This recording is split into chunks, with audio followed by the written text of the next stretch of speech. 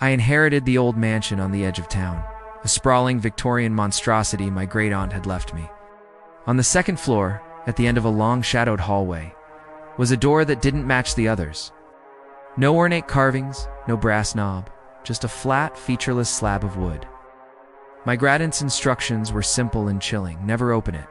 No explanation, no context, just a stark warning scrawled in her final letter. The locals, when I asked, would just shake their heads and change the subject. The room, it seemed, was a secret everyone in town had agreed to keep. The house had its quirks, strange drafts and settling noises, but that door was different. It felt cold to the touch, and sometimes, late at night, I'd hear a faint rhythmic tapping from the other side. My curiosity gnawed at me, a constant itch I couldn't scratch. The real estate agent called it a linen closet with a structural issue. The handyman refused to even go up to the second floor, and my own family spoke of it in hushed, nervous tones. They said my great-aunt walled it off after a family tragedy decades ago, a story as vague as it was unsettling. One stormy Tuesday, driven by a mix of bourbon and defiance, I decided I'd had enough of the whispers. I grabbed a crowbar from the shed and went to work. The wood splintered easily, revealing not plaster and lath, but another door.